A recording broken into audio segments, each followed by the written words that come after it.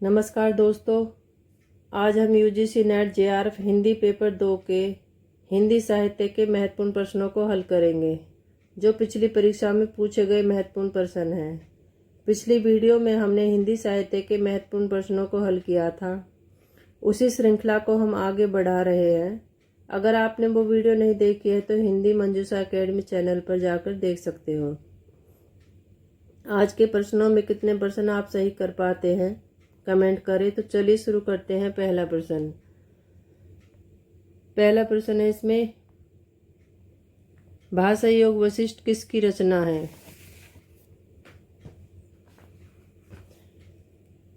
राम प्रसाद निरंजनी, दयानंद सरस्वती, भारतेंदु सदल मिश्र। भाषा योग वशिष्ठ राम प्रसाद निरंजनी की रचना है। आंसर ए। भाषा योग वशिष्ठ की रचना लगभग 1798 के आसपास हुई।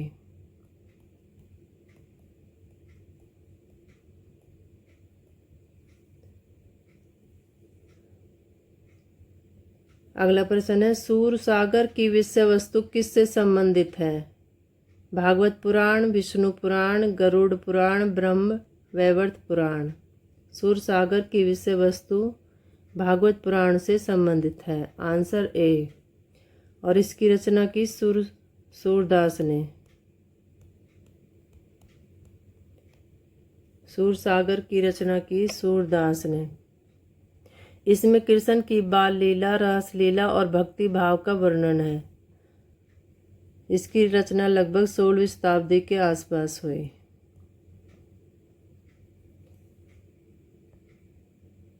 अगला प्रश्न है, ब्राह्मण पत्रिका का प्रकाशन कहाँ से होता था? नागपुर, कलकत्ता, काला कांकर, रामपुर। ब्राह्मण पत्रिका का प्रकाशन कलकत्ता से होता था। Answer B. ब्राह्मण पत्रिका का प्रकाशन 15 मार्च 1883 को हुआ।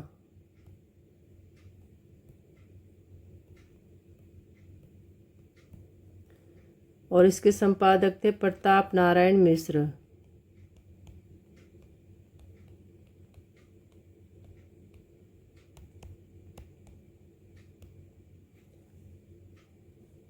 और प्रकाशन हुआ इसका कलकत्ता से। आंसर बी हो जाएगा। अगला प्रश्न है, प्रजा हितैषी के संपादक कौन थे? शिव प्रसाद सितारे हिंद, लक्ष्मण सिंह, राम मोहन राय, बाल मुकुंद गुप्त। प्रजा हितैषी के संपादक कौन थे?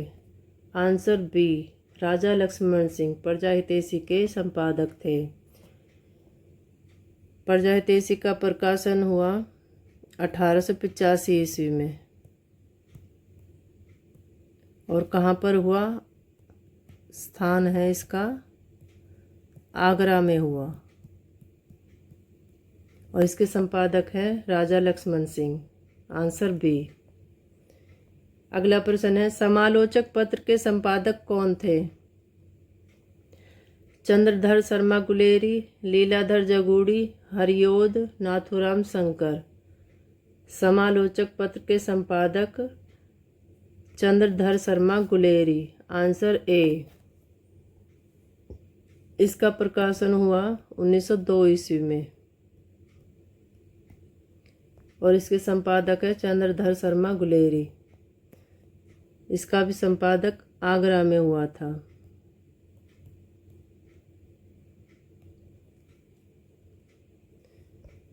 आगे बढ़ते अगले प्रश्न पर। हिंदी में रामचरितमानस के बाद राम काव्य का दूसरा स्तंभ कौन सा है? प्रिय प्रवास, वैदेही वनवास, साकेत, राम की शक्ति पूजा। हिंदी में रामचरितमानस के बाद राम काव्य का दूसरा स्तंभ कौन सा है? आंसर बी, वैदेही वनवास राम काव्य का दूसरा स्तंभ है। रामचरितमानस की रचना गोस्वामी तुलसीदास ने की।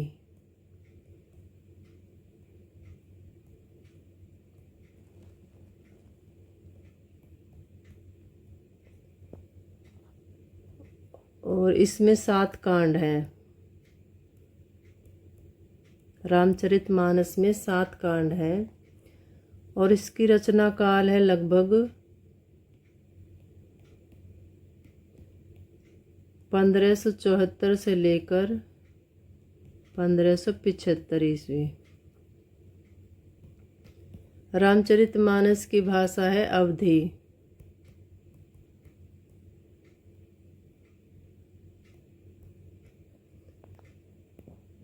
रामचरितमानस में 7 कांड हैं। बालकांड, अयोध्याकांड, अरण्यकांड, किष्किंधाकांड, सुंदरकांड, लंकाकांड और उत्तरकांड। अगला प्रश्न है, मैथिली शरण गुप्त की पहली रचना कौन सी है? द्वापर, रंग में भंग, पंचवटी, झनकार। मैथिली शरण की पहली रचना कौन सी है? आंसर बी, रंग में भंग मैथिली शरण गुप्त की पहली रचना है। रंग में भंग का प्रकाशन 1909 ईस्वी में हुआ। द्वापर का प्रकाशन 1936 ईस्वी में हुआ। पंचवटी का प्रकाशन 1925 ईस्वी में हुआ और झनकार का प्रकाशन 1929 ईस्वी में हुआ। तो मैथिली शरण गुप्त की पहली रचना है रंग में भंग 1909 ईस्वी में। Answer B. अगला प्रश्न है, सुमित्रा नंदन पंत को सोवियत लैंड पुरस्कार किस रचना के लिए मिला? लोकायतन, कला और बूढ़ा चांद, पल्लव, ग्राम्य। सुमित्रा नंदन पंत को सोवियत लैंड पुरस्कार लोकायतन के लिए मिला। Answer A. सोवियत लैंड पुरस्कार को नेहरू पुरस्कार भी बोलते हैं।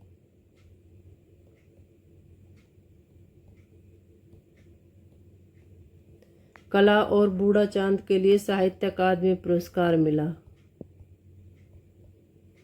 सुमित्रा नंदन पंत को।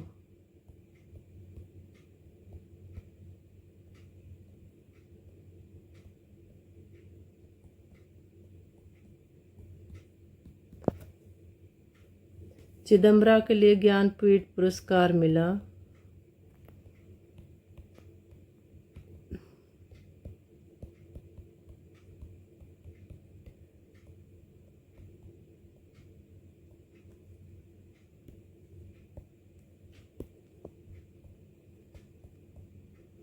कब मिला यह है?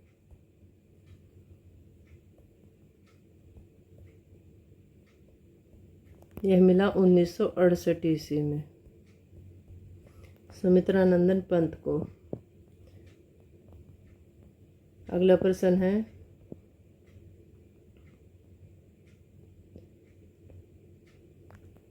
तार सप्तक के संपादक कौन थे? रघुवीर सहाय, अज्ञे, केदारनाथ अग्रवाल, बालकृष्ण शर्मा, नवीन। तार सप्तक के संपादक कौन थे? Answer B, Agyeya. तार सप्तक के संपादक अज्ञे थे और इसका प्रकाशन वर्ष है 1943 ईस्वी और इसके संपादक है अज्ञे। Answer B. अगला प्रश्न है, अज्ञे का प्रथम काव्य संग्रह कौन सा है? इत्तल्य, हरि घास पर क्षणभर, भगनदूत, बावरा, अहेरी। अज्ञे का प्रथम काव्य संग्रह है भगनदूत। Answer C. भगनदूत का प्रकाशन 1933 ईस्वी में हुआ। इत्तल्यम का प्रकाशन 1946 ईस्वी में हुआ। हरि घास पर क्षणभर का प्रकाशन 1949 ईस्वी में हुआ और बावरा अहेरी का प्रकाशन 1954 ईस्वी में हुआ। तो अज्ञे का प्रथम काव्य संग्रह है भगनदूत। Answer C. अगला प्रश्न, निम्नलिखित में से कौन सी रचना भक्तिकालीन नीति कवि बनारसी दास की है?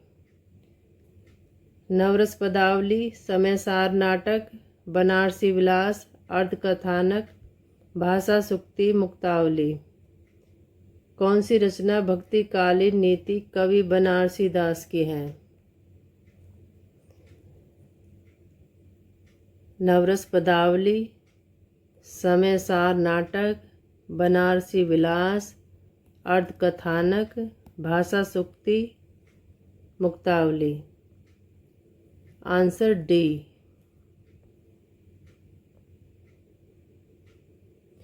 अगला प्रश्न है, निम्नलिखित भक्ति काल के वीर रस के काव्य के रचनाकारों को उनकी रचनाओं के साथ सम्मिलित कीजिए। सूची 1 में है रचनाकार, सूची 2 में है रचना, इनका मिलान करना है। श्रीधर रणमल छंद, नलय सिंह विजयपाल रासो, दुरसाजी आदा विरुद्ध छियत्री और दयाराम राणा रासो। श्रीधर रणमल छंद, नलय सिंह विजयपाल रासो, दुरसाजी आदा विरुद्ध छियत्री, दयाराम राणा रासो। Answer D.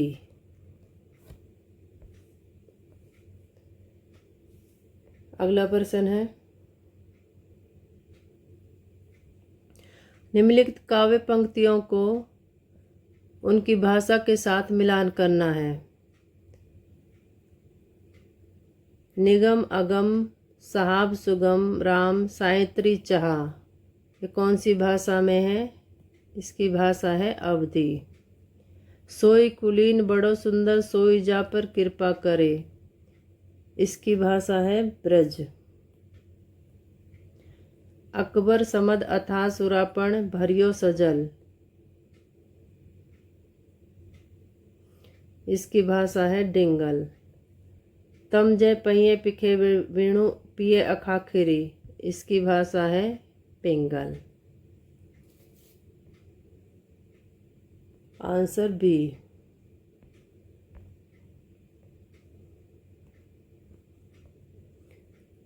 अगला प्रश्न है, निम्नलिखित काव्य पंक्तियों को उनके रचनाकार के साथ सम्मिलित कीजिए। काव्य पंक्तियां हैं, जयति श्री राधिके सकल सुख साधिके,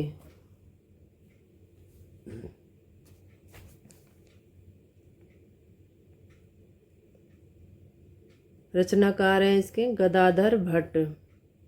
वन्य मोर मुकुट नटवर बपू श्याम सुंदर कमल नयन, इसके रचनाकार हैं भगवान दास। कमल से लोइन ललित अति शोभा देत, इसके रचनाकार हैं माधव दास माधुरी। और शीतल जल निर्मल सो सुंदर सर्वस कृपा निधान, इसके रचनाकार है चंद्र गोपाल। Answer A. अगला प्रश्न है, चैतन्य गौड़ीय मत का दार्शनिक सिद्धांत क्या कहलाता है? अचिंतनय भेदाभेद, शैश्वत भेदाभेद, आरंभी भेदाभेद, इनमें से कोई नहीं। चैतन्य गौड़ीय मत का दार्शनिक सिद्धांत कहलाता है अचिंतनय भेदाभेद। Answer A. अगला प्रश्न है, निम्नलिखित को सम्मिलित कीजिए। सूची 1 में भक्ति संप्रदाय को सूची 2 से पर्वतों के साथ मिलान करना है। निम्बार्क संप्रदाय आचार्य निम्बार्काचार्य, राधा बल्लभ संप्रदाय आचार्य हित हरिवंश, हरिदासी संप्रदाय स्वामी हरिदास और गौड़ीय संप्रदाय कृष्ण चैतन्य महाप्रभु। Answer B. अगला प्रश्न है,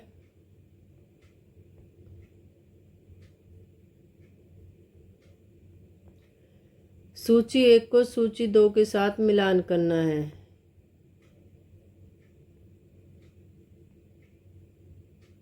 सूची 1 में है संप्रदाय और सूची 2 में है कृष्ण उपासना विधान। संप्रदाय है बल्लभ संप्रदाय ने उपासना की पूर्णानंद स्वरूप पूर्ण पुरुषोत्तम पर ब्रह्म की। निम्बार्क संप्रदाय ने उपासना की राधा संग कृष्ण की उपासना। राधा वल्लभ संप्रदाय ने उपासना की प्रमुख रूप से राधा की उपासना। हरिदासी संप्रदाय ने उपासना की कृष्ण की निकुंज लीलाओं का गान। और गौड़ी संप्रदाय ने उपासना की कृष्ण की किशोरा अवस्था का वर्णन।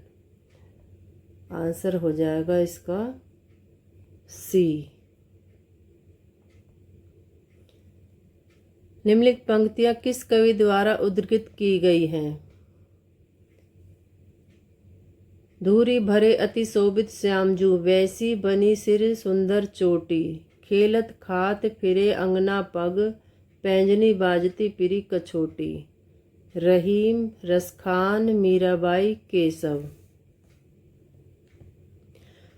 धूरी भरे अति शोभित श्यामजू, वैसी बनी सिर सुंदर चोटी, खेलत खात फिरे अंगना पग, पैंजनी बाजती पिरी कछोटी। यह काव्य पंक्तियां हैं रसखान की। Answer B. अगला प्रश्न है, निम्नलिखित काव्य पंक्तियों किस कवि द्वारा उद्धृत की गई हैं? बिरहनी बावरी सी भई, ऊंची चढ़ी अपने भवन में टेरत हाय दई, ले अंचरा मुख असवन पोछत, उघरे गात सही, मीरा के प्रभु गिरधर नागर, बिछुरत कछु ने कही। मीराबाई, विद्यापति, श्री भट्ट, गंगाधर। बिरहनी बावरी सी भई, ऊंची चढ़ी अपने भवन में टेरत हाय दई, ले अंचरा मुख असवन पोछत, उगरे गात सही, मीरा के प्रभु गिरधर नागर, बिछुरत कछु ने कही। आंसर है ए, मीराबाई। इम्पोर्टेंट पंक्तियां।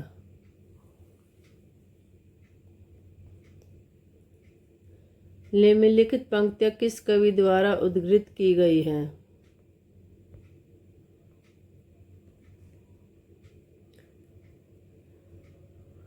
जग सुहाग मिथ्यारी सजनी, हावा हो मिट जासी, वरन करियो हरि अविनाशी, म्हारो काल प्याल ने खासी।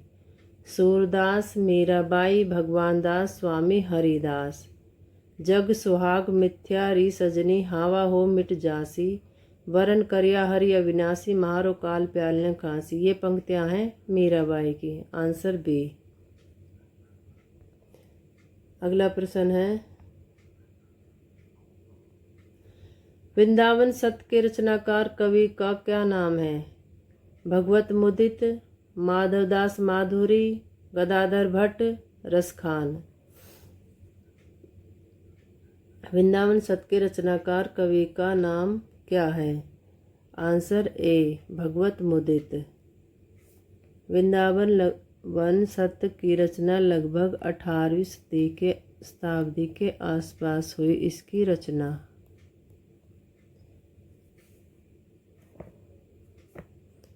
अगला प्रश्न है, निम्नलिखित पंक्तियां किस काव्य ग्रंथ में उद्धृत की गई हैं? अक्षर सरल सरल ही भाव, समझत ही बाढ़े चित भाव, अक्षर सरल होई शुद्ध भाषा, बाकी सब करिए अभिलाषा। न्यामत खां जान, सुंदर कविराय, रहीम, उपरोक्त कोई नहीं। अक्षर सरल सरल ही भाव, समझत ही बाढ़े चित भाव, अक्षर सरल होई शुद्ध भाषा, बाकी सब करिए अभिलाषा। आंसर है ए, न्यामत खां जान की यह पंक्तियां हैं। अगला प्रश्न है, निम्नलिखित पंक्तियों को उनके रचनाकारों के साथ सम्मिलित कीजिए। पंक्तियां हैं, घोर अघोर चंदमणि, जिम्मी उजोस करई।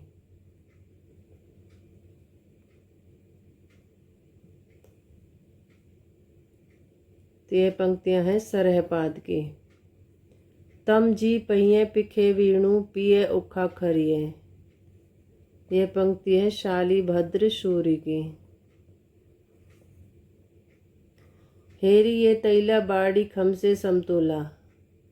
ये पंक्तियां हैं सबरप्पा की। कावा तरवर पंच विडाल चंचल चिए पैठो काल। ये पंक्तियां हैं लुईपा की।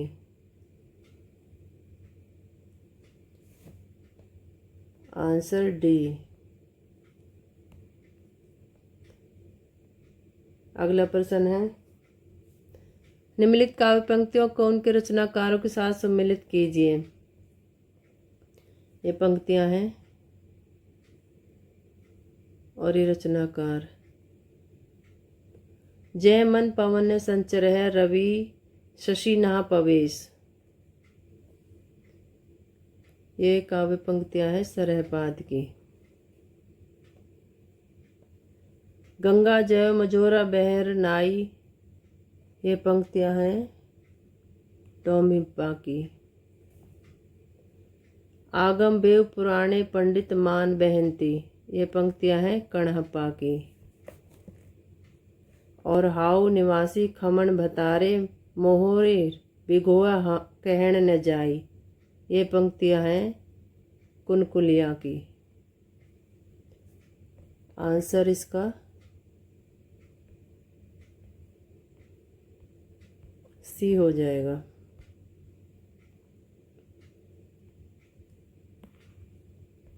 आगे बढ़ते हैं। कालक्रम की दृष्टि से निम्नलिखित आदिकालीन सिद्ध साहित्य के कवियों का सही काल अनुक्रम क्या है? आदिकालीन सिद्ध साहित्य के कवियों का सही काल अनुक्रम बताना है। तो आंसर है डी। पहले सरहप्पा, फिर सबरप्पा, कणहप्पा, लोहिया या लुईपा।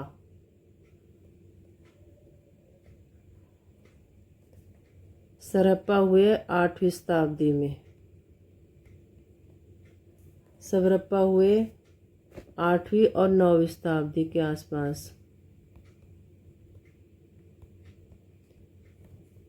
ये सिद्ध साहित्य काल, सिद्ध काल के आदि काल के कवि माने जाते हैं। कणप्पा 8वीं से 9वीं शताब्दी में हुए। 8वीं और 9वीं शताब्दी में कणप्पा हुए। सिद्ध साहित्य के प्रमुख कवि माने जाते हैं। इन्हें 84 सिद्धों में प्रमुख माना जाता है।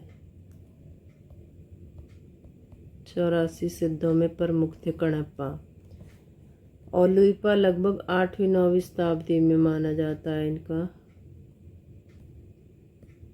लोहिया को लुईपा भी कहते हैं। सिद्ध साहित्य के प्रमुख कवि थे।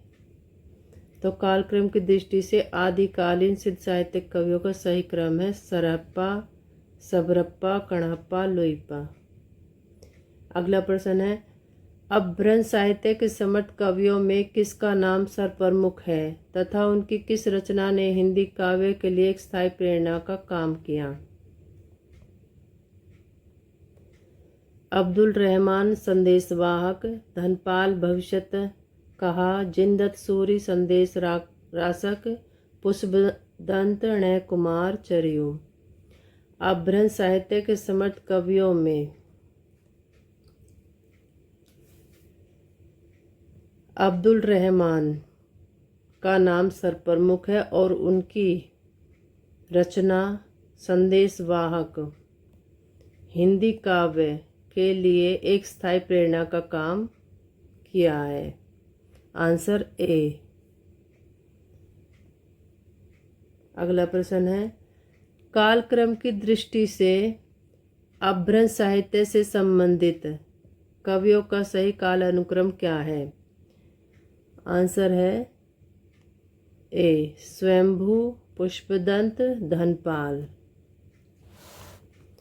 स्वयंभू 8वीं शताब्दी में हुए। अपभ्रंश काल के इनका काल है। इन्हें अपभ्रंश का वाल्मीकि भी कहा जाता है। स्वयंभू को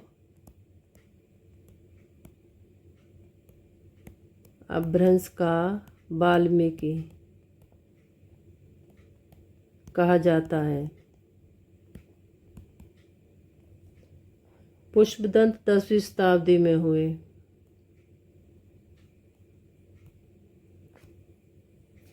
इन्हें अपभ्रंश का व्यास कहा जाता है।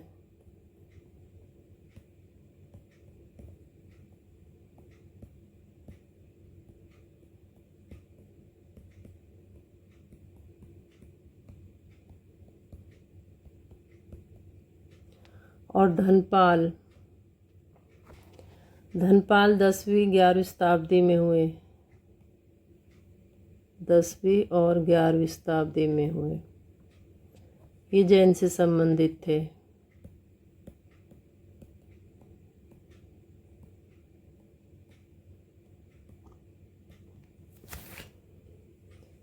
अगला प्रश्न है, दक्षिणी गद्य की प्राचीनतम रचना का क्या नाम है और उनके रचनाकार कौन है? मुसल्लात मौला अब्दुल्ला, कलमीतुल हकायक बुरहानुद्दीन, मेराजुल असीकीन गैसुद्राज, सबरस मुल्ला बजई। दक्षिणी गद्य की प्राचीनतम रचना का क्या नाम है और उसके रचनाकार कौन है? आंसर है सी, मेराजुल असीकीन प्राचीनतम रचना का नाम है दक्षिणी गद्य में, और गैसुद्राज उसके रचनाकार हैं। आंसर सी है इसका। अगला प्रश्न है, आचार्य रामचंद्र शुक्ल ने किस कवि व उसकी कृति को प्रेमाख्यान काव्य परंपरा का प्रथम कवि व रचना माना है? प्रेमाख्यान है को सूफी भी बोलते हैं, सूफी कवि, सूफी काव्य। कुतुबन मृगावती, ईश्वरदास, सत्यवती कथा, मुल्ला दाऊद, चंदायन, इनमें से कोई नहीं। आचार्य रामचंद्र शुक्ल ने किस कवि व उसकी कृति को प्रेमाख्यान काव्य परंपरा का प्रथम कवि व रचना माना है? तो माना है ए, कुतुबुन को। आचार्य रामचंद्र शुक्ल ने कुतुबन कवि व उसकी कृति प्रेमाख्यान का वह मृगावती परंपरा का प्रथम रचना माना है। मृगावती की रचना हुई 1503 ईस्वी में और इसके रचनाकार है कुतुबन। इसकी भाषा अवधी है।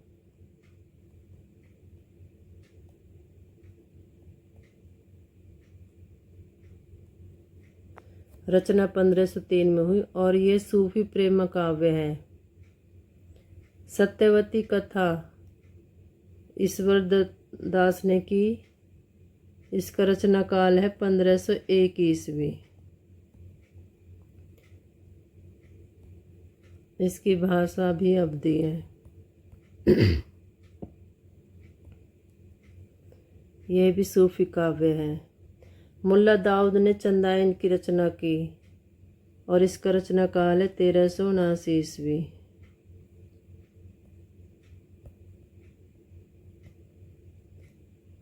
इसकी भाषा भी अवधी है। भाषा अवधी। और यह हिंदी का प्रथम सूफी प्रेमाख्यान काव्य माना जाता है, हिंदी का। आगे बढ़ते हैं अगले प्रश्न पर।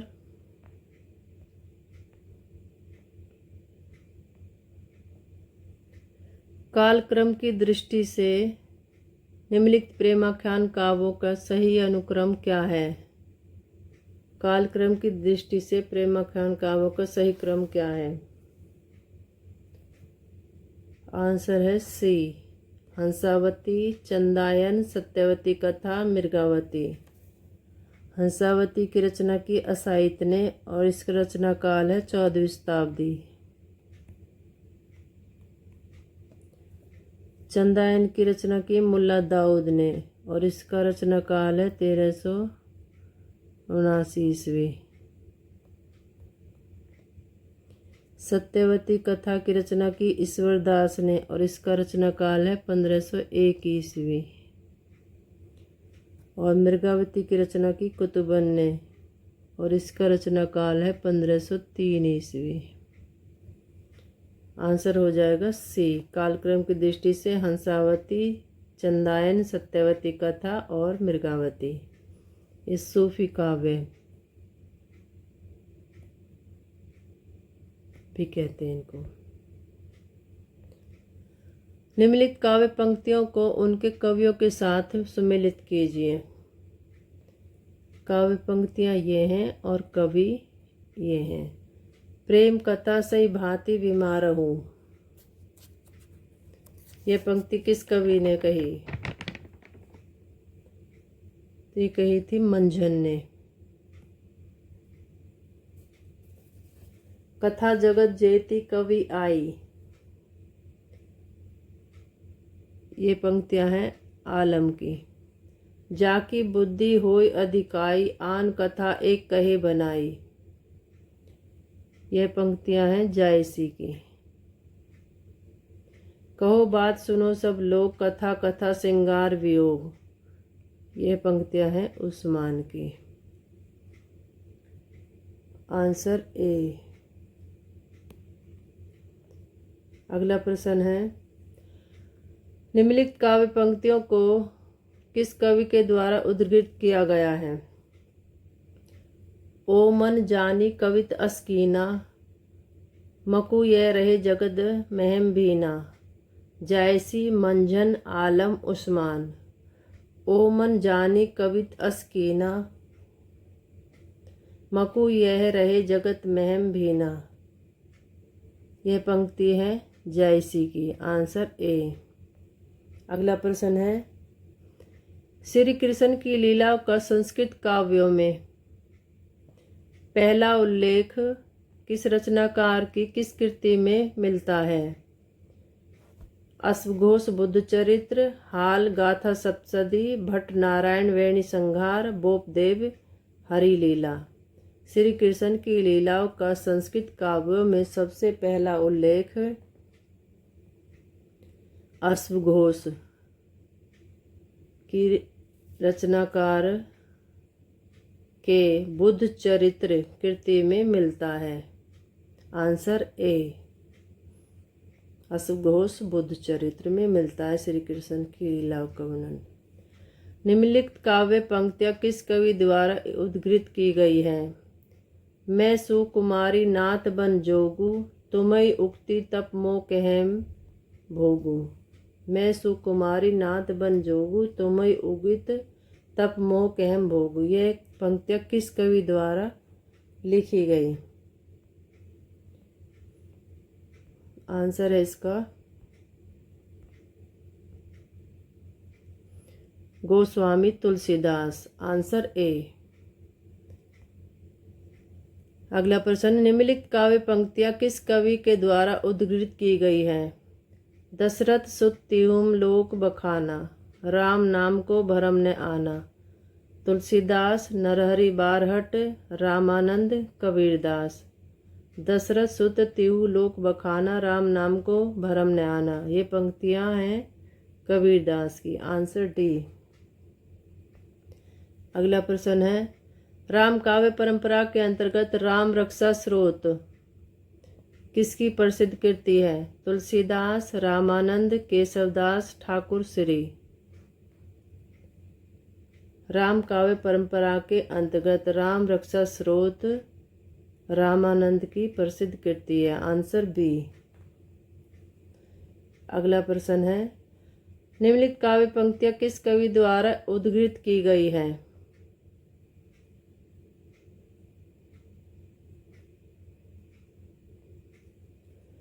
आरती कीजिए हनुमान लला की, दुष्ट दलन रघुनाथ कला की।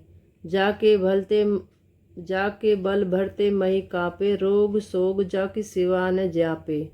अंजनी सुत महाबलदायक, साधु संत पर सदा सहायक। गाढ़ परे कवि सुमिरो तोहि, हो दयाल देहु जस मोहि। तुलसीदास, नरहरि बारहट, कबीरदास, रामानंद। आरती कीजिए हनुमान लला की, दुष्ट दलन रघुनाथ कला की। जाके बल भरते मही कापे, रोग सोग जाके सिवा न जापे। अंजनी सुत महाबलदायक, साधु संत पर सदा सहायक। गाढ़ परे कवि सुमिरो तोहि, होई दयाल देहि देहु जस मोहि। यह पंक्तियां हैं रामानंद की। Answer D. अगला प्रश्न है, अंगद पैज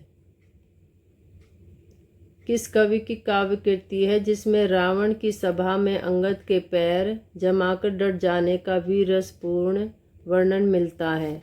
ईश्वरदास, नाभदास, ठाकुर श्री गदाधर भट्ट। अंगद पैज किस कवि की काव्य कृति है जिसमें रावण की सभा में अंगद के पैर जमाकर डट जाने का वीररस पूर्ण वर्णन मिलता है? आंसर ए, ईश्वरदास। ईश्वरदास की अंगद पैज रचना है और इसकी रचना हुई 16वीं शताब्दी में।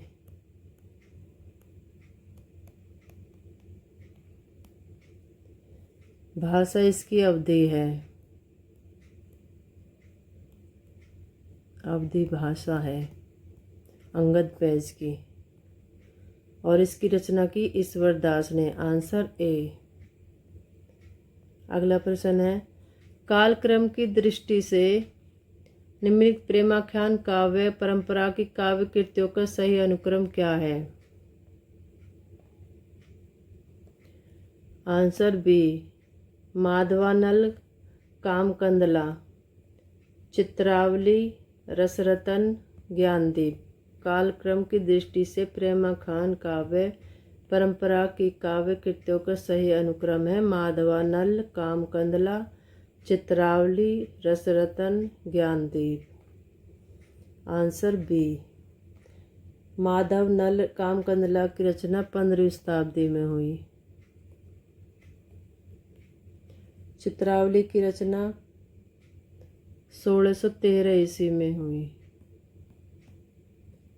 रसरतन की रचना 1618 ईस्वी में हुई और ज्ञानदीप की रचना 1619 ईस्वी में हुई। आगे बढ़ते हैं।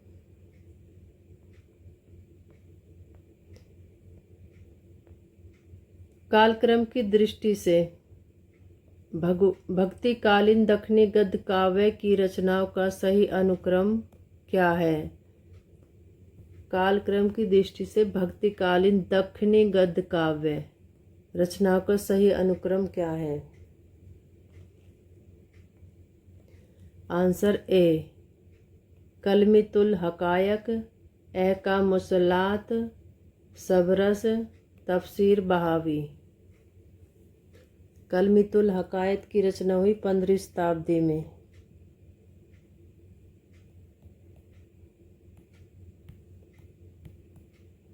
इसकी रचना की अब्दुल रहमान ने। एहकार मुसलात की रचना की 13वीं-14वीं शताब्दी में हुई। इसकी रचना की अमीर खुसरो ने।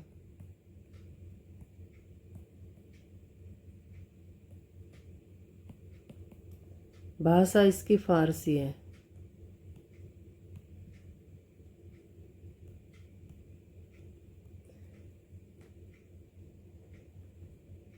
सबरस की रचना 1634 ईस्वी में हुई और इसके रचनाकार है मुल्ला वजई। भाषा इसकी दक्षिणी हिंदी है।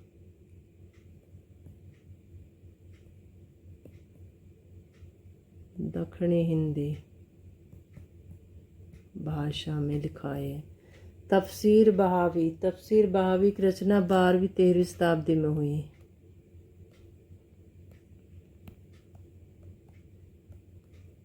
इसकी रचना की हुसैन बिन अली अल-बगवी ने। यह कुरान की अरबी तफसीर यानी कि व्याख्या है इसमें कुरान की।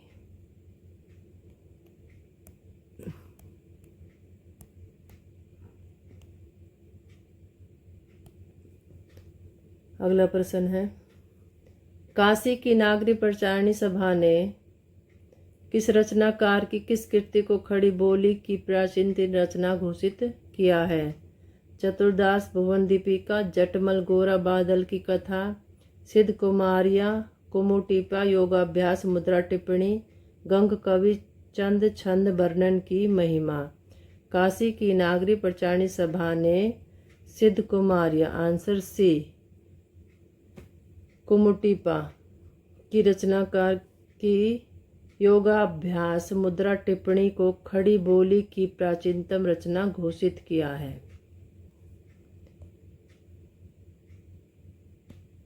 ये रचनाकार है और ये रचना है, आंसर सी। अगला प्रश्न है, निम्नलिखित भक्ति कालीन ब्रज भाषा के गद्य रचनाकार की रचनाओं को सम्मिलित करते हुए कूट की सहायता से उत्तर दीजिए। सूची 1 में है रचनाकार, सूची 2 में है कृति। ध्रुवदास रचनाकार, ध्रुवदास ने रचना की सिद्धांत विचार की।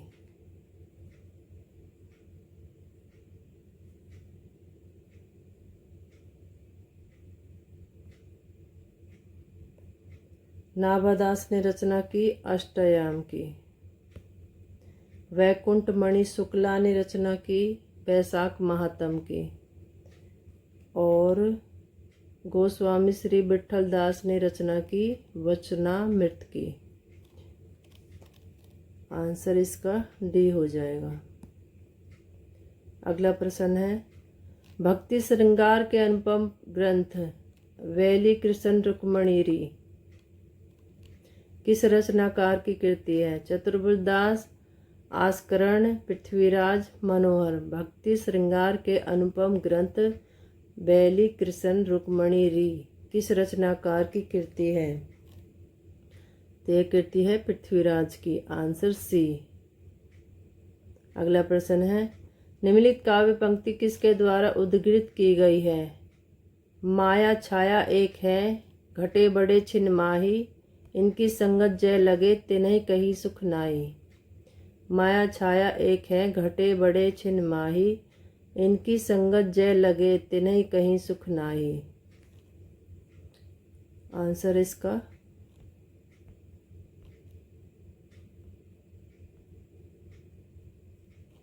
डी, बनारसी दास की पंक्तियां हैं। अगला प्रश्न है, काव्य पंक्तियां किस कवि द्वारा उद्धृत की गई है? अकबर समद अथा, सूरापन भरियो सजल, मेवाड़ो तीर्ण मोह पोयण फूल प्रताप से। मनोहर, पृथ्वीराज, नरहरि, रहीम। अकबर समद अथा, सूरापन भरियो सजल, मेवाड़ो तीर्ण मोह पोयण फूल प्रताप से। ये पंक्तियां हैं पृथ्वीराज की, आंसर बी। अगला प्रश्न है, मुगल बादशाह अकबर ने किस भक्तिकालीन कवि को राम की उपाधि दी? नरहरि, नाभदास, हरिदास, मनोहर। मुगल बादशाह अकबर ने किस भक्तिकालीन कवि को राम की उपाधि दी थी? तो ये दी थी मनोहर को, आंसर डी। निम्नलिखित कथन किसके संबंध में प्रसिद्ध है? तुलसी गंग दुओ भगे, सुकविन के सरदार। गंग, नाभदास, उत्तमदास, नरहरि। तुलसी गंग दुओ भगे, सुकविन के सरदार। आंसर ए, गंग से संबंधित है यह पंक्तियां। निम्नलिखित में से कौन सी काव्य रचना का संबंध कवि गंग से नहीं है? गंग पदावली, गंग पच्चीसी, गंगा रत्नावली, गंग लहरी। काव्य रचना का संबंध कवि गंग से नहीं है, आंसर डी। गंग लहरी के काव्य रचना का संबंध कवि गंग से नहीं है। इसके कवि है पंडित राज जगन्नाथ।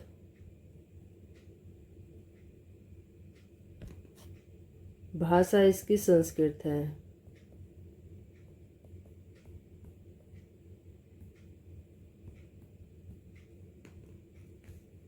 इसकी रचना लगभग 17वीं शताब्दी में हुई।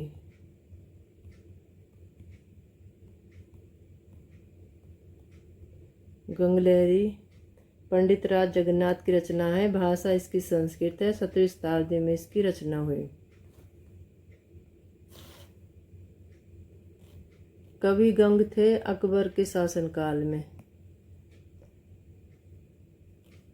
मिस्र बंधु विनोद के अनुसार अकबर के दरबारी संगीतज्ञ तानसेन की रचनाएं कौन सी हैं? संगीत सार, रागमाला, गणेश स्तोत्र, रुक्मणी मंगल। मिस्र बंधु विनोद के अनुसार अकबर के दरबारी संगीतज्ञ तानसेन की रचनाएं हैं संगीत सार, रागमाला, गणेश स्तोत्र। Answer D. अगला प्रश्न है, निम्नलिखित काव्य पंक्तियों को उनके रचनाकारों के साथ सम्मिलित करना है। सूची 1 में काव्य पंक्तियां, सूची 2 में है रचनाकार। रंग जा चोल मछीट का संत बचन प्रतिफल। इसके रचनाकार हैं बनारसी दास।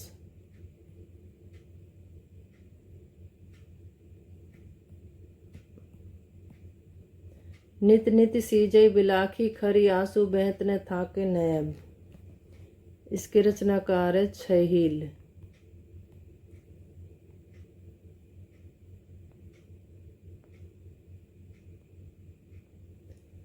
घी को घट है कामिनी पुरुष तपत अंगार। इसके रचनाकार है सुधारू अग्रवाल। एक रूप हिंदू तुर्क दूजी दशा न कोई। इसके हैं दविदास।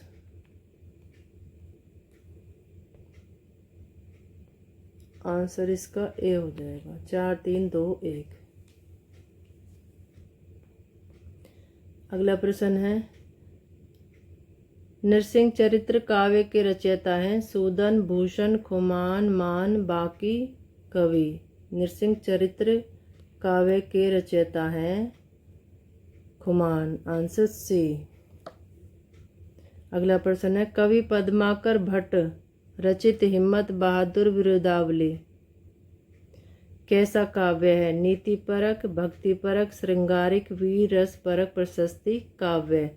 कवि पद्माकर भट्ट रचित हिम्मत बहादुर विरुदावली वीर रस परक प्रशस्ति काव्य है। Answer D.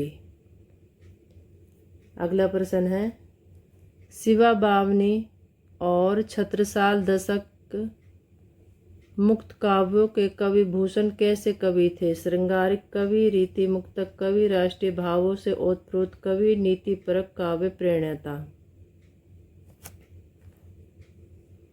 शिवा बावनी और छत्रसाल दशक मुक्त काव्यों के कवि भूषण कैसे कवि थे?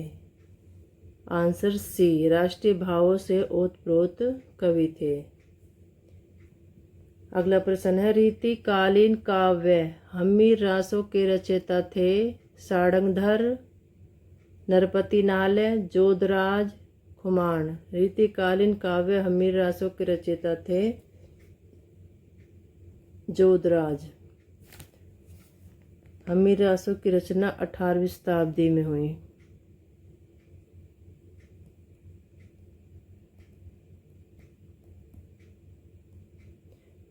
और इसके रचयिता हैं जोधराज। अगला प्रश्न है, निम्न रचनाएं भूषण रचित नहीं है।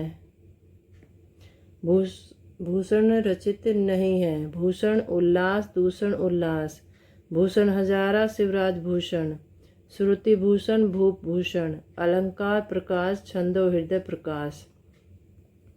निम्न रचनाएं भूषण रचित नहीं है, नहीं बतानी है।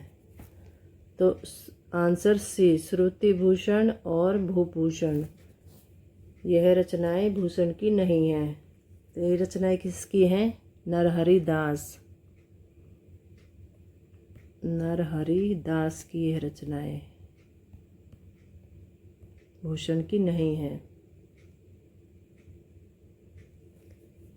अगला प्रश्न है, स्वेद बढ़ायो तन कंप उरोजिनी, आखिन आंसू कोपलनी हंसी। रीतिकालीन पद्य के कवि हैं देव, बिहारी, मतीराम, केशवदास। स्वेद बढ़ियो तन कंप उरोजिनी, आखिन आंसू कोपलनी हंसी। रीतिकालीन पद्य के कवि हैं देव। Answer A.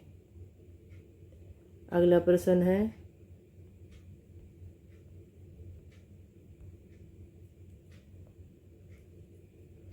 मेरी भव बाधा हरो, राधा नागरी सोय। जातन की झाई परो, शाम हरित दुति होय। यह किस पुस्तक का प्रथम छंद है? वृंद सतसई, बिहारी सतसई, मतीराम सतसई, श्रुति भूषण। मेरी भव बाधा हरो, राधा नागरी सोय। जातन की झाई परो, शाम हरित दुति होय। यह है बिहारी सतसई। आंसर बी, पुस्तक का प्रथम छंद।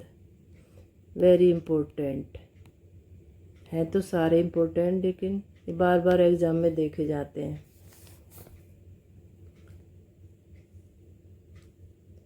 अगला प्रश्न है छलिया छबीलो छैल छाती चलो गयो। ये पंक्तियाँ किस कवि के किस ग्रंथ से उद्धृत हैं? भिखारी दास काव्य निर्णय, पद्माकर पद्माभरण, देव प्रेम दीपिका, बिहारी सतसई। छलिया छबीलो छैल छाती चलो गया, ये पंक्तियाँ किस कवि के किस ग्रंथ से हैं? ये पंक्तियाँ हैं भिखारी दास की और काव्य निर्णय ग्रंथ से उद्धृत की गई है। इसकी रचना लगभग 1746 ईस्वी में हुई।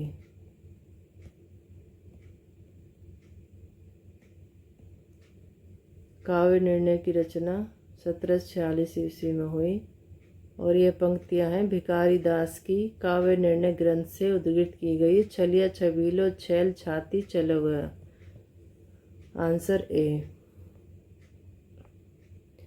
रीति मुक्त काव्य परंपरा के प्रतिनिधि माने जाने वाले कवि धनानंद की निम्न में से कौन सी रचना नहीं है? नहीं बताने। वियोगवेली, सुजान सागर, सुजान विनोद, इश्कनामा, इश्कलता, कोकसार, विरह लीला, कृपा कांड। रीति मुक्त काव्य परंपरा के प्रतिनिधि माने जाने वाले कवि धनानंद की निम्न में से कौन सी रचना नहीं है? आंसर है बी, सुजान विनोद, इश्कनामा। यह रचना धनानंद की नहीं है। किसकी है यह रचना? बोधा सिंह की।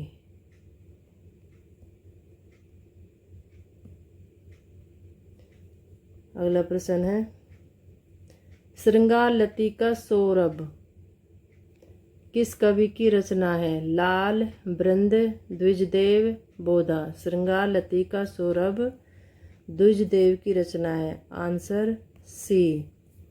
और इसकी रचना हुई 19वीं शताब्दी में।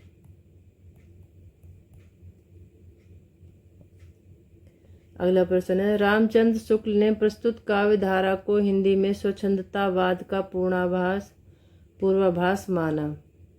छायावादी काव्य धारा को, प्रयोगवादी काव्य धारा को, भारतेंद्र युगीन काव्य धारा को, रीतिमुक्त काव्य धारा को। रामचंद्र शुक्ल ने प्रस्तुत काव्य धारा को हिंदी में स्वच्छंदतावाद का पूर्वाभास माना। तो माना रीतिमुक्त काव्य धारा को। Answer D. अगला प्रश्न है बतरस लालच लाल की मुरली धरी लुकाए, सोकर भोयनी हंसे देन कहे नट जाए। ये दोहा निम्न में से किस कवि द्वारा रचित है? देव, बृंद, बिहारी, रहीम। Answer C, Bihari. बतरस लालच लाल की मुरली धरी लुकाए, सोकर भोयनी हंसे देन कहे नट जाए। ये दोहा बिहारी कवि द्वारा रचित है। इम्पोर्टेंट दोहा है। अगला प्रश्न है उत्तर मध्यकालीन कवि सूदन की श्रेष्ठ रचना का नाम है? सुजान सागर, सुजान चरित्र, सुजान विनोद, ललित ललाम। श्रेष्ठ रचना का नाम है उत्तर मध्यकालीन कवि सूदन की श्रेष्ठ रचना का नाम है सुजान चरित्र। Answer B. रचना इसकी 18वीं शताब्दी में हुई। आंसर बी है। सूदन की श्रेष्ठ रचना सुजान चरित्र। अति सूदो सने कुमार माँ, जहाँ नेकु सयान है। बाक नहीं प्रेम के इसी दे मार की बात किसने की। अति सूदो सने कुमार माँ है, जहाँ नेकु सयान है। बाक नहीं प्रेम के इसी दे मार की बात किसने की है। तो यह की है ठाकुर आलम जोधा धनानंद। आंसर डी धनानंद ने। यदि प्रबंध काव्य एक विस्तृत वनस्थली है जो मुक्त एक चुना हुआ गुलदस्ता है, यह कथन किसका है। आचार्य रामचंद्र शुक्ल, श्याम सुंदर दास, माता प्रसाद गुप्त, रामधारी सिंह दिनकर। यदि प्रबंध काव्य एक विस्तृत वनस्थली है जो मुक्तक एक चुना हुआ गुलदस्ता है, यह कथन है आचार्य रामचंद्र शुक्ल जी का। इम्पोर्टेंट कथन है आचार्य रामचंद्र शुक्ल का। अगला प्रश्न है, हिंदी साहित्य के इतिहास में प्रमुख रूप से श्रृंगार वर्णन और रीति निरूपण किस काव्य की विशेषता थी। आदिकालीन, भक्तिकालीन, उत्तर मध्यकालीन, आधुनिक कालीन काव्य। हिंदी साहित्य के इतिहास में प्रमुख रूप से श्रृंगार वर्णन और रीति निरूपण किस काव्य की विशेषताएं थी। यह थी विशेषता उत्तर मध्यकालीन की। Answer C. हिंदी साहित्य के इतिहास का वह कौन सा काल था जिसमें रचनाकारों ने मुक्तक रचना शैली को प्रधानता दी। आदिकाल, भक्तिकाल, रीतिकाल, आधुनिक काल। हिंदी साहित्य के इतिहास का वह रीतिकाल था जिसमें रचनाकारों ने मुक्त रचना शैली को प्रधानता दी। Answer C. रीतिकाल काल था जिसमें रचनाकारों ने मुक्त रचना शैली को प्रधानता दी थी। अगला प्रश्न है, निम्नलिखित काव्य पंक्तियों को उनके कवियों के साथ मिलान कीजिए।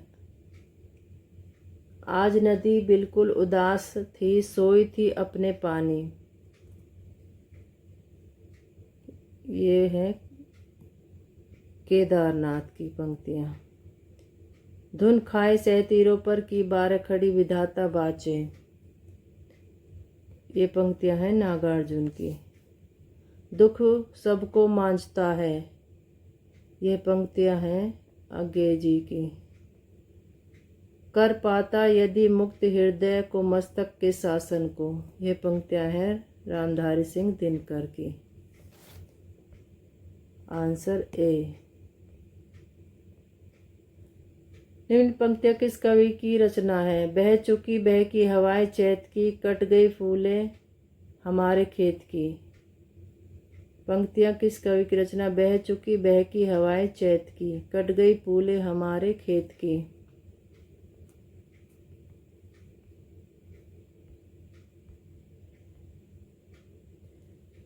कोठरी में लो बढ़ाकर दीप की, गिन रहा होगा महाजन सैत की। यह पंक्तियां हैं गिरिजा कुमार माथुर, अज्ञे, केदारनाथ अग्रवाल, भीष्म शाहनी की।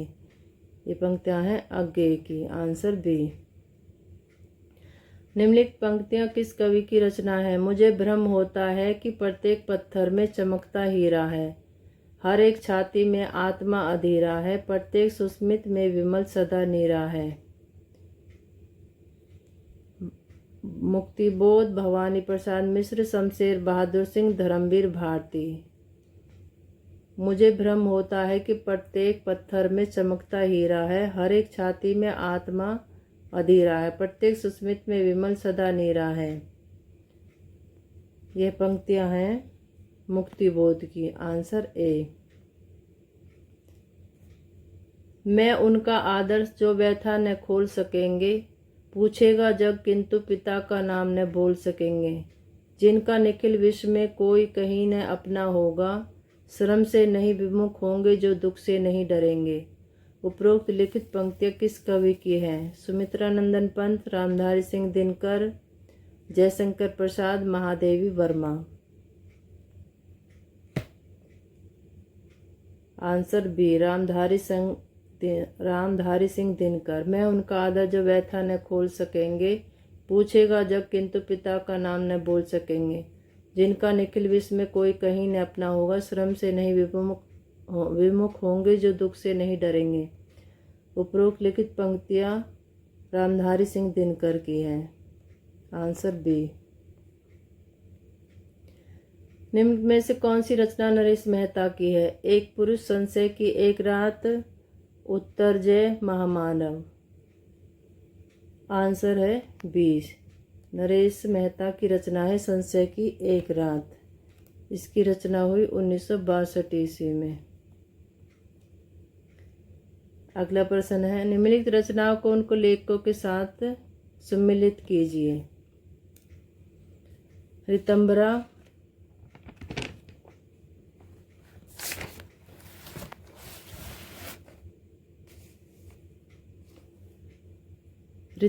है केदारनाथ मिश्र की। कनुप्रिया धर्मवीर भारती इसके लेखक हैं। महामानव ठाकुर प्रसाद सिंह। और एक पुरुष और डॉक्टर विनय। Answer C.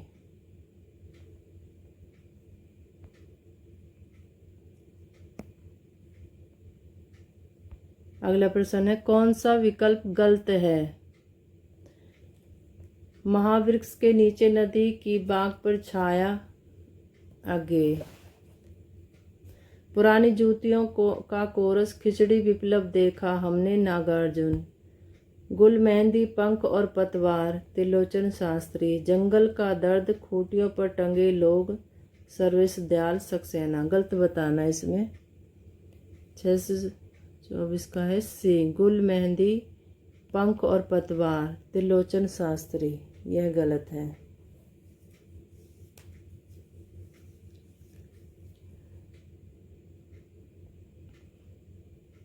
आगे है, निम्नलिखित साहित्य रचनाकारों में कौन सी रचना ज्ञानपीठ पुरस्कार विजेता कुंवर नारायण की है? भीतरी नदी की यात्रा, आमने सामने, दिन एक नदी बन गया, आँख से भी छोटी चिड़िया। आंसर बी, ज्ञानपीठ पुरस्कार विजेता कुंवर नारायण की है आमने सामने रचना।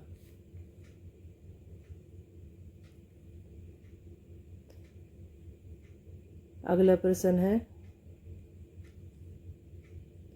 निम्न कवियों की काव्य रचनाओं को साथ सम्मिलित कीजिए। सूची 1 में रचनाएं, सूची 2 में कवि। अपराजिता।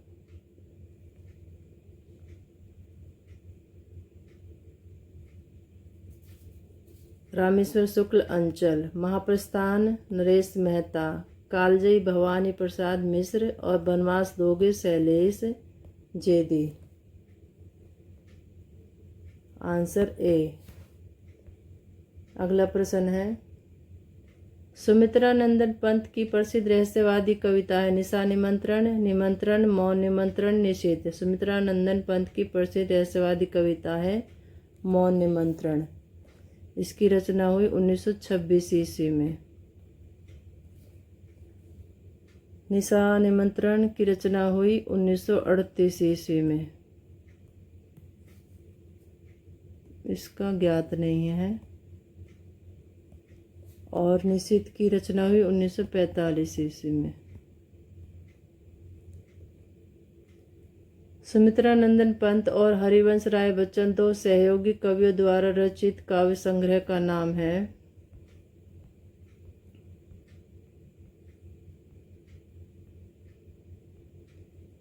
बंगाल का काल, दो चट्टाने, निशा नियंत्रण, खादी के फूल। आंसर है सी, निशा नियंत्रण। इसकी रचना 1937-38 में हुई। निशा नियंत्रण की। अगला प्रश्न है, भारतेंदु कालीन कवि जगन्नाथ की कवि रचनाओं को उनके कालक्रम अनुसार व्यवस्थित कीजिए। प्रेम संपत्ति लता, श्यामलता, श्यामा सरोजनी, देवयानी। आंसर है प्रेम संपत्ति लता, श्यामलता, श्यामा सरोजनी, देवयानी। Answer A. अगला प्रश्न है, छायावाद के प्रतिनिधि महाकाव्य कामायनी के सर्गों की संख्या है 15, 17, 7, 12। छायावाद के प्रतिनिधि महाकाव्य कामायनी के सर्गों की संख्या है 15।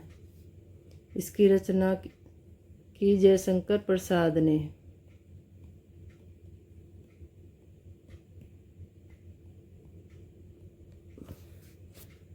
इसका रचना काल है 1936 ईस्वी।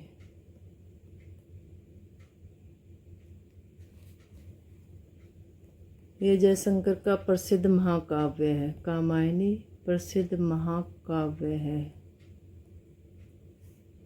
इसके मुख्य पात्र हैं मनु, श्रद्धा और इड़ा।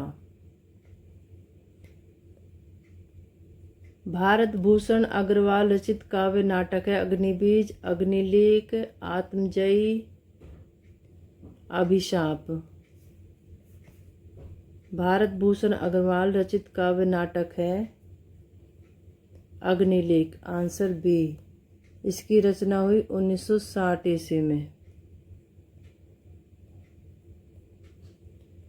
अगला प्रश्न है, रामधारी सिंह दिनकर रचित महाकाव्य जिसे गीति नाट्य काव्य भी कहा जाता है का नाम है परशुराम की प्रतिज्ञा, सीपी और शंख, उर्वशी, आत्मा की आंखें। रामधारी सिंह दिनकर रचित महाकाव्य जिसे गीति नाट्य और नाट्य काव्य भी कहा जाता है उसका नाम है उर्वशी। Answer C. उर्वशी का प्रकाशन हुआ 1961 ईस्वी में।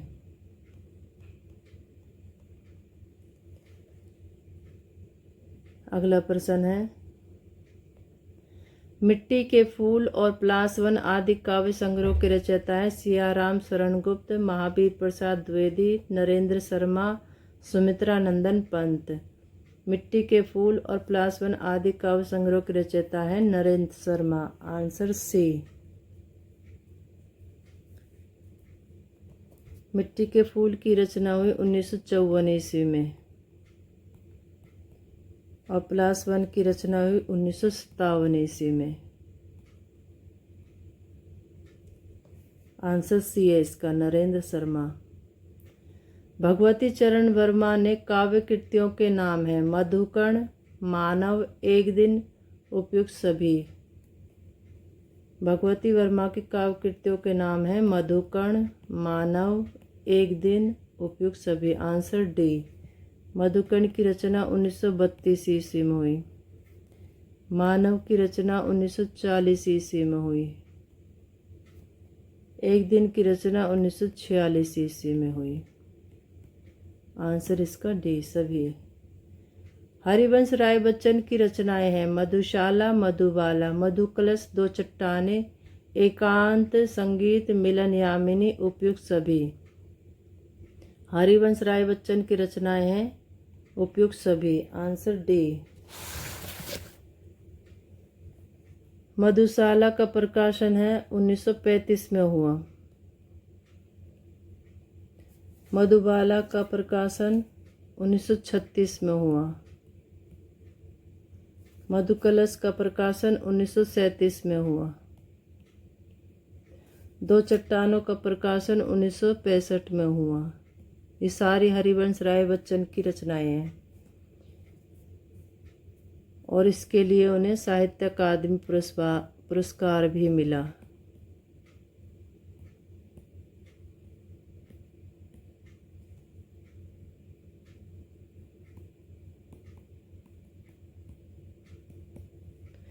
एकांत संगीत की रचना 1955 में हुई। मिलन यामिनी की रचना 1950 में हुई। आंसर इसका डी। हरिवंश राय बच्चन की रचनाएं मधुशाला, मधुबाला, मधुकलश, दो चट्टाने, एकांत संगीत, मिलन यामिनी। आंसर डी सभी है। अगला प्रश्न है, बंगाल का अकाल तथा निशा निमंत्रण के रचयिता हैं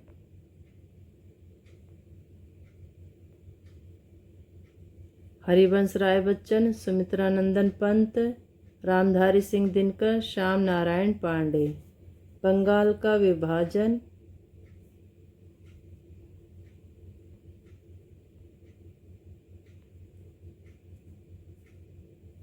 के ऊपर लिखी गई है बंगाल का अकाल। कब लिखी गई है? 1943 ईस्वी में। और निशा निमंत्रण लिखी गई 1938 ईस्वी में। किसकी रचनाएं हैं ये? हरिवंश राय बच्चन की। Answer A. नरेंद्र शर्मा की रचनाओं को चिन्हित कीजिए। कर्णफूल, कामिनी, प्यासा निर्झर, प्रभात फेरी, द्रौपदी, शूलफूल, उपयुक्त सभी। नरेंद्र शर्मा की रचनाओं को चिन्हित कीजिए। आंसर डी, उपयुक्त सभी। कर्णफूल की रचना 1936 ईस्वी में हुई। कामिनी की रचना 1940 ईस्वी में हुई। प्यासा निर्झर की रचना 1940 में हुई। प्रभात फेरी की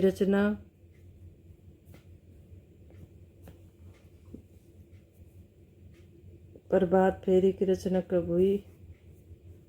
1943 ईस्वी में। 1938 ईस्वी में। और द्रौपदी की रचना 1940 ईस्वी में। 1943 ईस्वी में।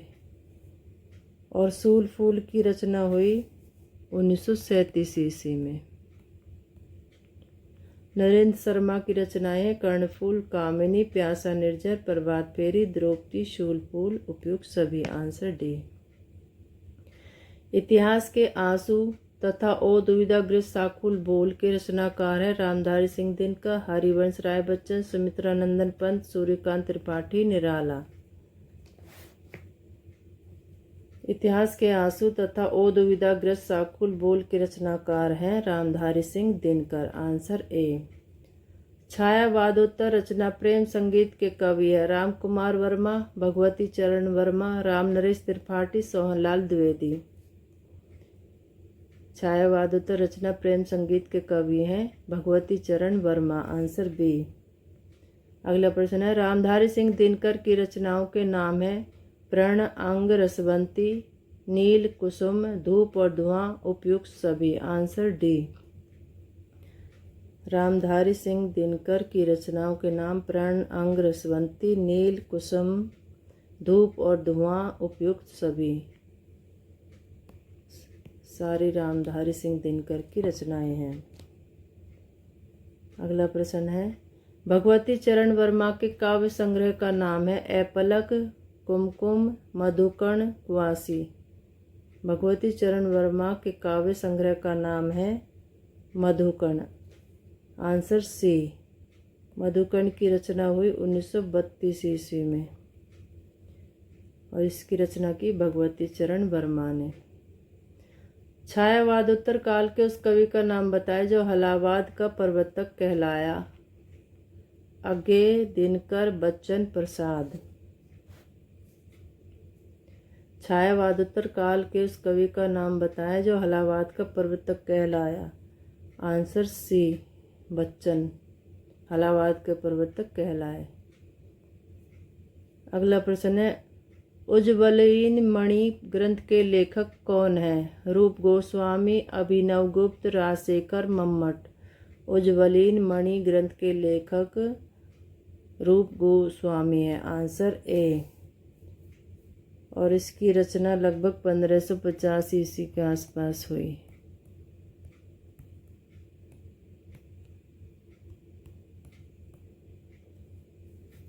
यानी कि 16वीं शताब्दी में। अगला प्रश्न है हल्दी घाटी और जौहर जैसे ऐतिहासिक काव्य संग्रहों के रचनाकार हैं। रूप नारायण पांडे, सुदामा पांडे, गोरख पांडे, श्यामा नारायण पांडे। हल्दी घाटी और जौहर जैसे ऐतिहासिक काव्य संग्रहों के रचनाकार हैं श्यामा नारायण पांडे। हल्दी घाटी की रचना हुई 1949 ईस्वी में। और जौहर का प्रकाशन हुआ 1952 ईस्वी में। और इसके रचनाकार हैं श्यामा नारायण पांडे। Answer D. आगे बढ़ते हैं अगले प्रश्न पर।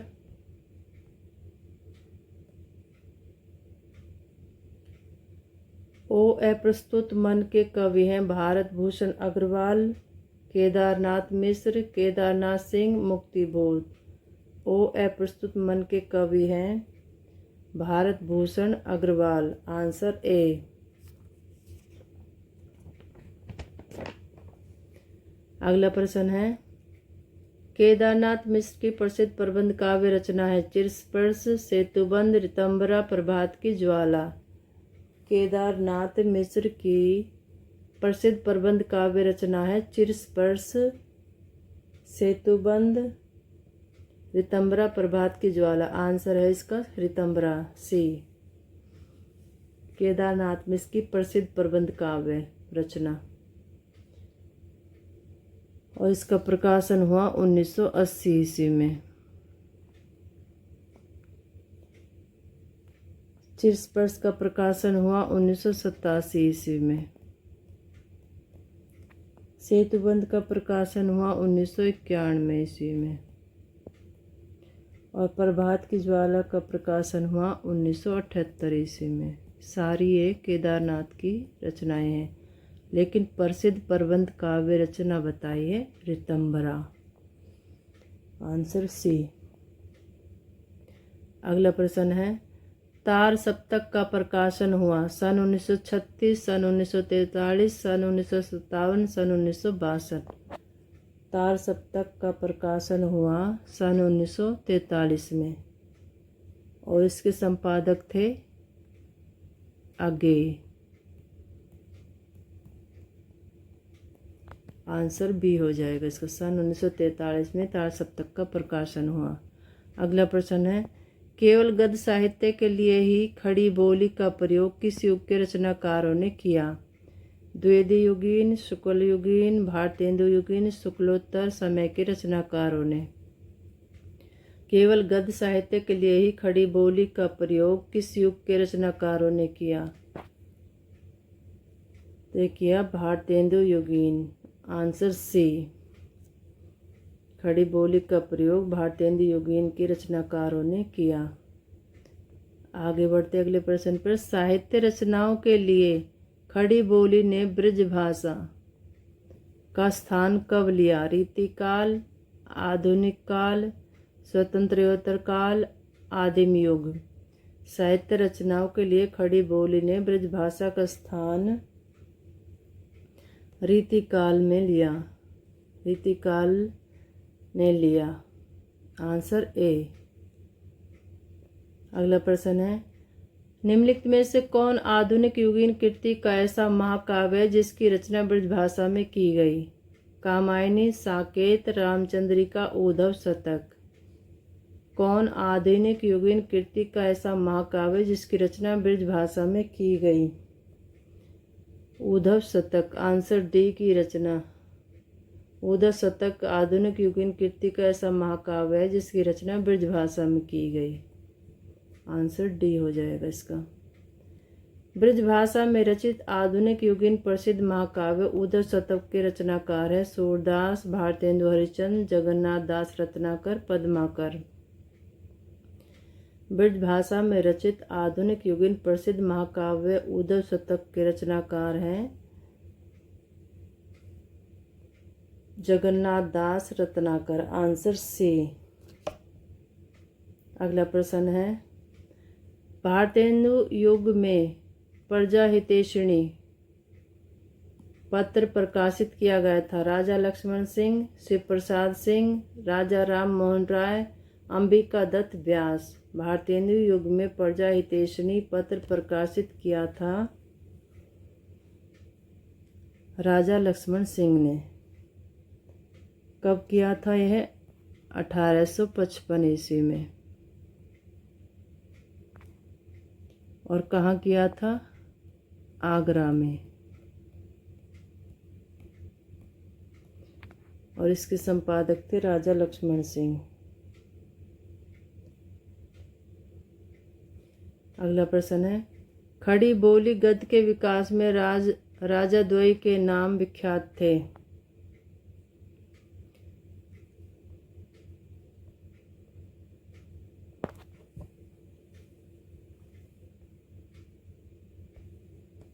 ये हमारे 100 क्वेश्चन पूर्ण हो गए हैं। तो दोस्तों, आज के इस वीडियो में हमने हिंदी साहित्य के इम्पोर्टेंट क्वेश्चन कवर किए। अगर आपको यह वीडियो उपयोगी लगा तो इसे लाइक करें, अपने दोस्तों के साथ शेयर करें और चैनल को सब्सक्राइब करें। अगले वीडियो में हम हिंदी साहित्य के एक और इम्पोर्टेंट क्वेश्चन करेंगे, इसलिए बेल आइकन ज़रूर दबा दें ताकि कोई वीडियो मिस न हो। मिलते हैं अगली वीडियो में। धन्यवाद।